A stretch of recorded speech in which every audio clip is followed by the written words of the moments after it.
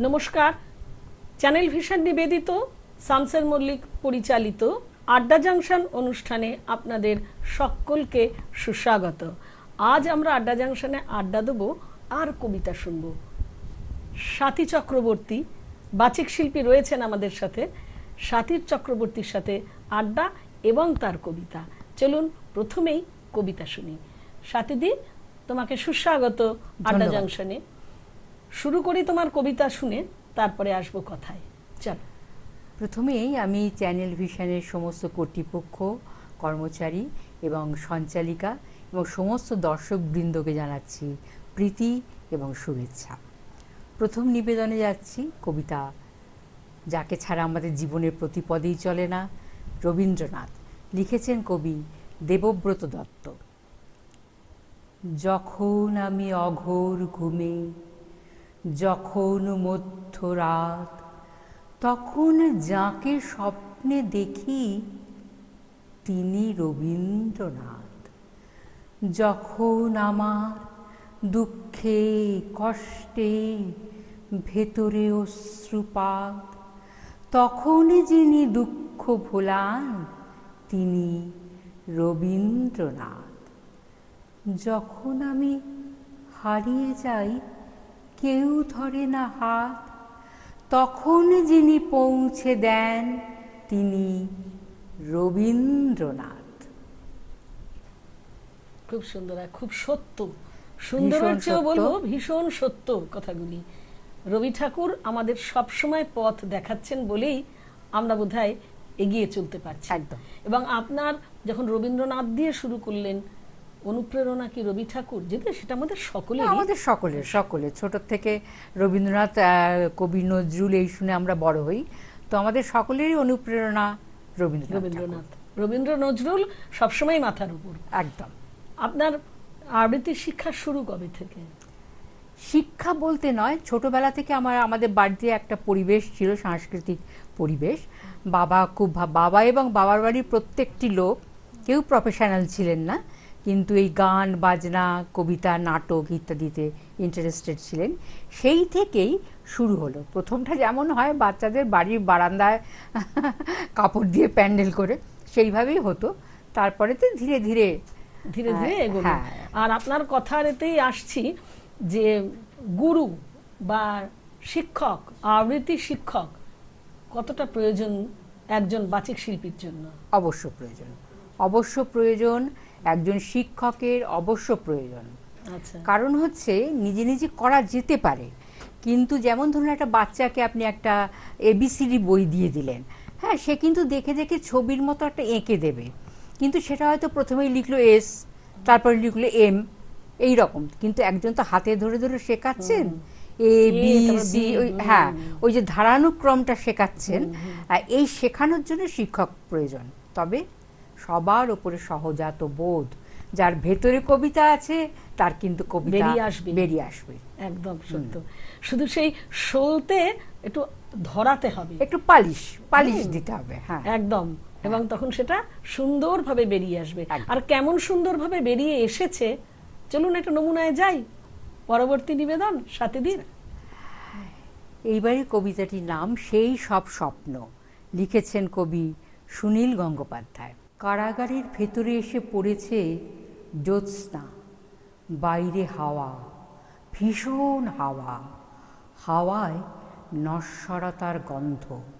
তবু ফাঁসির আগে দীনেশগুপ্ত বৌদিকে লিখলেন, আমি অমর, আমাকে মারিবার সাধ্য কাহারও নাই। মধ্যরাত্র, অবসান প্রায়, প্রহরের ঘণ্টা বাজে, শান্তি ক্লান্ত হয়। শিয়রের কাছে এসে মৃত্যু বিমর্ষ বোধ করে। কন্ডেম সেলে বসে প্রদ্যুৎ ভট্টাচার্য লিখছেন, মা, তোমার প্রদ্যুৎ কি মরতে পারে? চারিদিকে তাকিয়ে দেখো, হাজার হাজার প্রদ্যুৎ তোমার দিকে তাকিয়ে হাসছে। আমি বেঁচে রইলাম মা, অক্ষয়। ছেলেটি কোথায় গেল কেউ জানে না। বাড়ি থেকে বেরিয়েছিল আর ফেরেনি। পরে জানা গেল দেশকে ভালোবাসার জন্য সে পেয়েছে মৃত্যুদণ্ড। শেষ মুহূর্তের আগে অবনী ভট্টাচার্য পোস্টকার্ডে অতি দ্রুত লিখছেন তার ছোট ভাইকে, অমাবস্যার শ্মশানে ভীরু ভয় পায়, সাধক সেখানে সিদ্ধি লাভ করে। আজ আর বেশি কিছু লিখব না, শুধু ভাবব মৃত্যু কত সুন্দর। সূর্য সেনের কাছ থেকে এলো শেষ বার্তা, তোমাদের জন্য আমি কি রেখে গেলাম, একটি স্বপ্ন। কোনো এক শুভক্ষণে আমি এই স্বপ্ন দেখেছিলাম। সেই সব স্বপ্ন আজও বাতাসে ভেসে বেড়ায়, পাওয়া যায় নিঃশ্বাসের গন্ধ। আর সব মরে, শুধু স্বপ্ন মরে না। অমরত্বের অন্য নাম স্বপ্ন।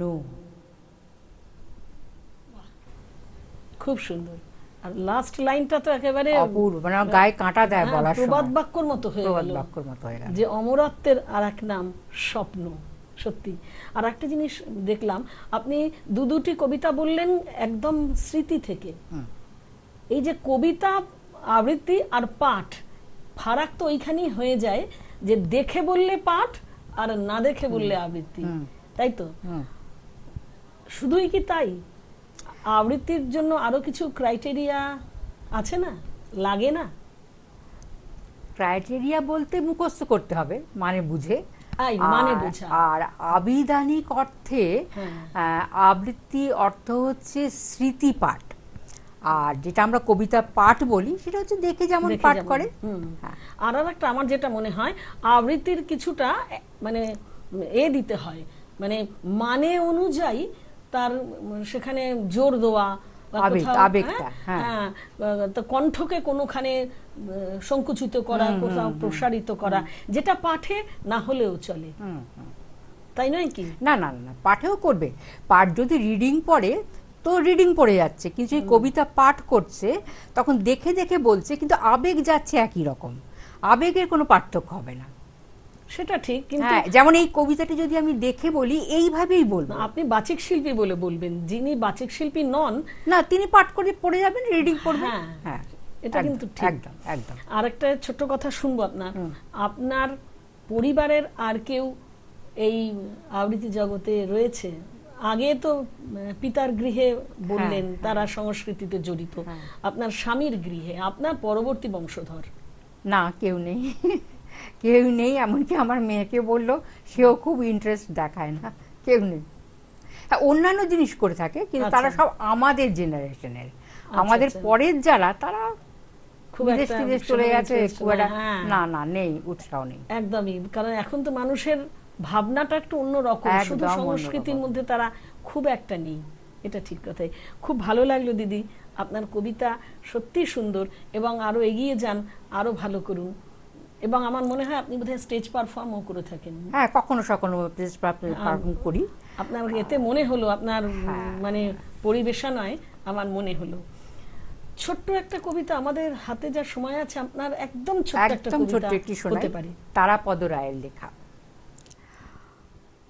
আয়নার সামনে দাঁড়িয়ে অনেকক্ষণ দেখি, দাড়ি কামাই, চুল আঁচড়াই, কখনো খুব ভালো করে দেখি, কখনো কখনো জিজ্ঞাসা করি, কেমন আছো তারাপদ? ৬৬ বছর বয়স হলো, আর যদি অর্ধেক দিন বাঁচো শতায়ু হবে। নিজের রসিকতায় নিজেই হাসি, নিজে অর্থাৎ আমি নিজে এবং আয়নার নিজে। এভাবে কথাবার্তা হতে হতে আয়নার নিজে একদিন হঠাৎ কি কৌশলে বাইরে বেরিয়ে এলো। আমি তাকে বোঝাই, এ হয় না, এ হতে পারে না। সে আমাকে বোঝায়, এ হয় না, এ হতে পারে না। এভাবে কথা কাটাকাটি হতে হতে আয়নার সামনে দাঁড়িয়ে হঠাৎ সে আমাকে ধাক্কা দিয়ে আয়নার ভেতরে ঢুকিয়ে দিল। তারপর থেকে আমি নিজে আয়নার ভেতরে। আর যে তারাপদবাবুর সঙ্গে আপনাদের কথাবার্তা ওঠা বসা, তিনি আর কেউ নন, আমার নিজের ছায়া। বাহ, সুন্দর। আপনার এই সুন্দর গুণকে সম্মানিত করা হবে। সম্মানিত করছে আড্ডা জংশন এবং শামসের মল্লিক মেডেল সহযোগে। আপনার জন্য রয়েছে একটি সার্টিফিকেট, থ্যাংক ইউ। একটি বালুকাবেলা ট্যুরিস্ট ক্যাম্পে যাওয়ার জন্য, বেড়াতে যাওয়ার জন্য গিফট ভাউচার, এবং রয়েছে এই সময়টিকে স্মরণীয় করে রাখার জন্য একটি স্মারক। সবাইকে অনেক ধন্যবাদ। আপনার সর্বাঙ্গীন কুশল কামনা করি। আপনার কবিতার জীবন আরো সুন্দর হোক,